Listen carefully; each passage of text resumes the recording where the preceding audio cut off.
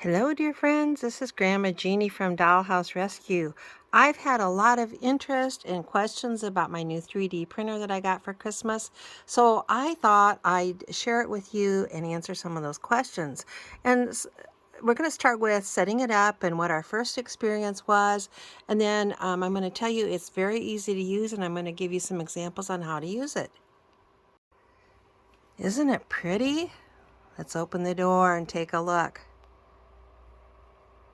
Before I show you anything else, I want to show you this dog that I made.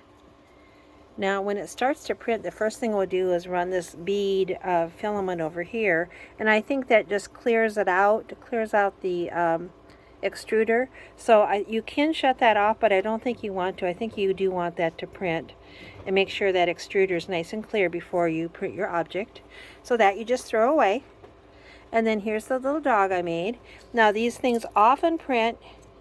Now they're kind of stuck on there, but you can pull them off, but don't pull too hard on your object. I pulled one too hard one time and it actually broke as I took it off. But they're pretty durable, and they often print with a little platform like that.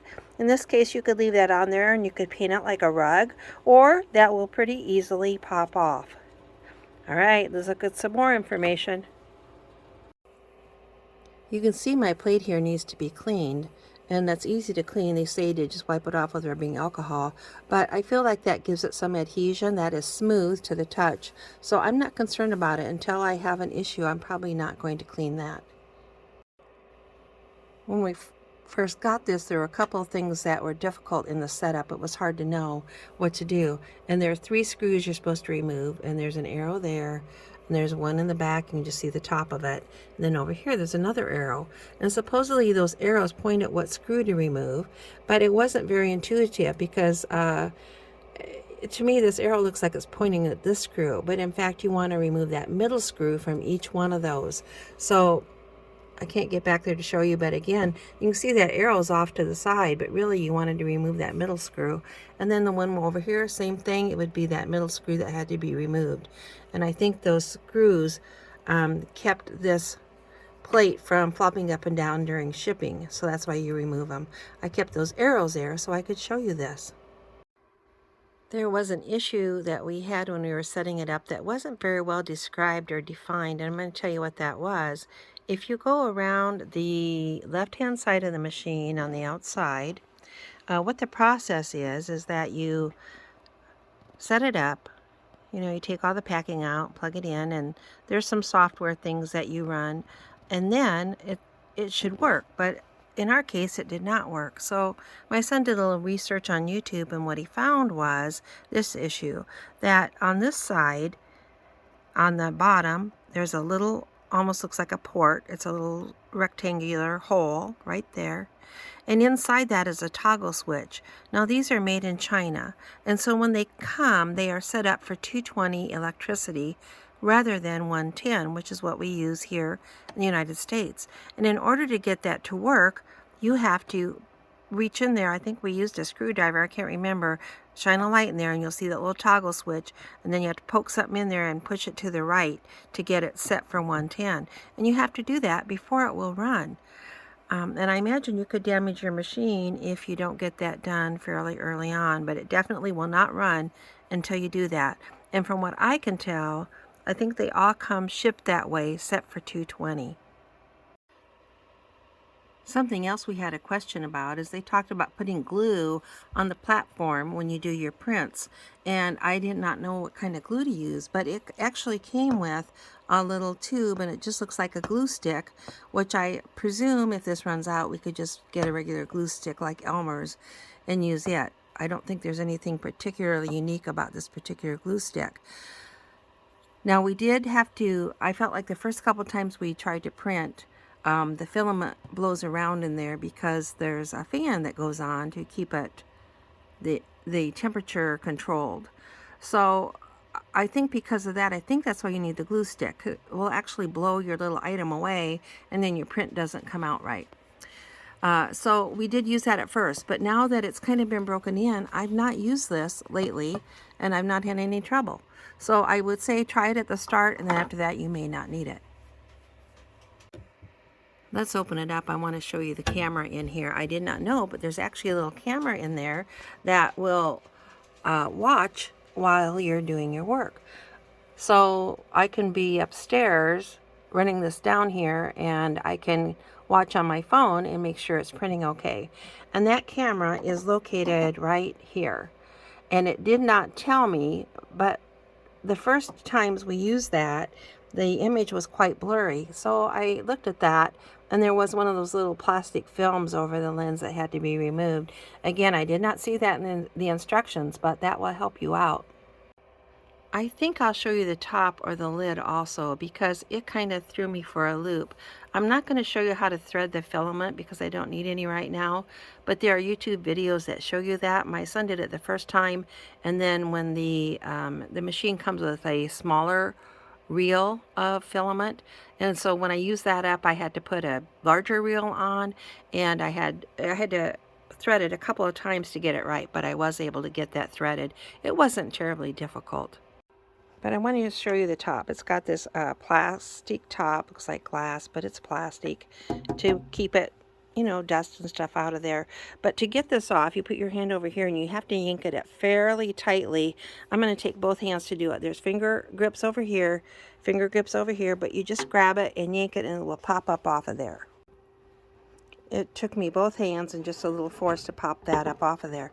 But the reason I want to show you that is you may never need to remove it, or you may, but now you know how. I was afraid to do it the first time. But when you put it on, either the very first time or if you ever have to remove it, you also have to snap it down. It will pop down. Put both hands on those same spots and press down until it pops back in there. I did. I popped it back down in there, and it took both hands, and you push down and it'll pop or snap in.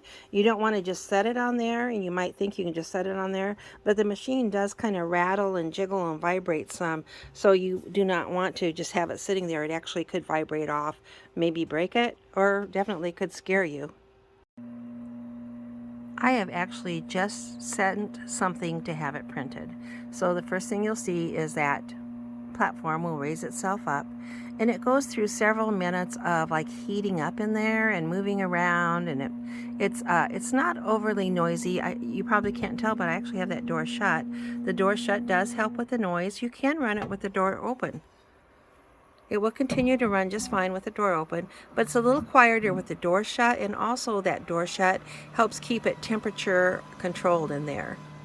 So it will go through several minutes of like resetting itself, and I don't know, checking the leveling and checking different things. And that lasts several minutes. So I am going to go ahead and film that, but speed it up for you just a little bit.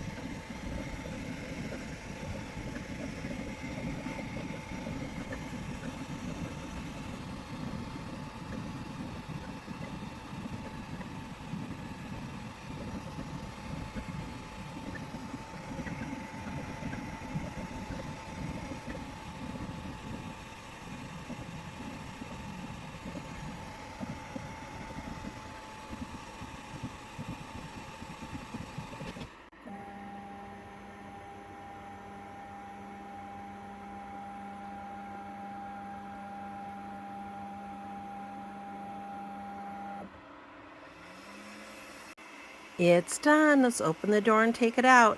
Now, as far as I know, the plate in there will be warm. I've never been burned by it. It's warm to the touch, but not hot to burn you. But I believe up here where the plastic or the filament comes out, I believe is quite hot.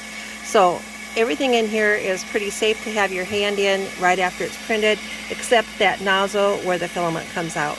So don't touch that, otherwise feel free to reach in there. Now this is a little kitten. I'm going to show you how big he is. When you lift him up, he lifts right off his little plate. Isn't he cute? But look, he's really tiny. He's not much bigger than the height of my finger, just a little bit.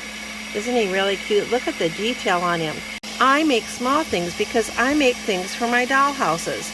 But it's my understanding that this plate will go clear down, and you can make things. I'm going to put my hand up there so you can see. I mean, you can make things almost double the height of my hand, because you have from clear down here to like clear up here. So probably, I don't know, 10 inches maybe, 8 or 10 inches. Of course, it takes a lot more filament and a lot more time. But I love to make these little things. Here is that strip I told you always prints at the start. You can peel it off. I feel like things peel off a little easier when that plate's still warm. Once you let it cool off, they come off a little harder, but you can still get them off. And there's the little platform that held it in place while it was printing. Okay, I'm going to go up to my workshop and show you some of the things that I printed. Let's shut the door. It would just sit there and cool off and mind its own business until I'm ready to do something again. All right, I brought these items up to my workshop, and these are the most recent items that I have printed. I have probably printed, I've not counted, but maybe 100 items since I got this new 3D printer. And I got that 3D printer for Christmas, and it took about a week to get it set up because my son came over and helped me with that. And so it took a few days until after we had all our Christmas celebrations, and he came over and set it up. It was a pretty easy setup. And since then I've printed probably 100, and I've not worked really hard at it. It's really fun to do. And you saw me print that one tonight. This is the actual one that I printed tonight, and it's a little cat with its paw up. And I have printed this before. It's not too hard to change the scale. And when I printed them before, I printed little tiny ones like little kittens. You can see how little that one is. So that's been fun to learn how to do. And I am going to come back another night and show you how you get the software to print this stuff, where you get it, what the cost is, if anything, and I do a few more sessions on this. But I wanted to show you these items up close. Remember, I told you that one time I grabbed one off the plate too hard, and when I did, it broke. Well, this is the one. It was a vase like this, and I grabbed it, and it broke that vase. But I think I'm going to pull that off of there and make it a little dish. It'll be a little saucer for my dollhouse. Not a problem. Again, I generally print small things. A dog. Here's a bust of Mozart. These have the platform on them yet. That platform, well, you can separate it off pretty easily. Usually just with your finger, you can pull that off. That's that platform that keeps it stable. Those little platforms I've been keeping, I think those look like dollhouse plates. Or they could be like a clock or a picture. I could put a picture on there like a frame and hang it on a dollhouse wall. So instead of throwing those away, I've been keeping those little plates that are those same size or very similar size to make plates out of for my dollhouse. I get a few of them that are kind of this shape, and that looks like a placemat to me for a dollhouse. So there's not a lot of waste. Now this is a little, you put paper in there, and then you press it down tight, and it will make a paper plate in the right shape of a plate that you can then, you can print the picture of a flowered plate and put on there, but that's what it is. It's a press. It's got two pieces, the top and bottom. You press paper in there and make dollhouse plates or china. Now, once in a while, for some reason, the printing doesn't go right. And then when you look in there, you end up with a pile of, I see people call this spaghetti. You don't have enough of a real thing there to make it right or make it work. I'm not sure why it does that, but I think sometimes, that fan in there, blows stuff around, and then it misses a row, and then all of a sudden it can't attach like it's supposed to, and then you get a pile of spaghetti. So that's why it's nice to keep an eye on it while it prints. And also, I told you it has a camera that watches that for you. So I can be up here in my workshop printing down there, and I can watch the camera. So my next time that we get together, I'd like to show you how that camera works and how slick it is. I'd like to do a little video of the camera, and then also show you how you actually get the programs or the patterns to make these things, and answer the question, can you do that yourself? Can you make those patterns yourself or replicate something you have? Well, we'll talk about that in my next session, so I hope you'll join me. I want you to remember you always have a friend here in Iowa, and Grandma Jeannie loves you.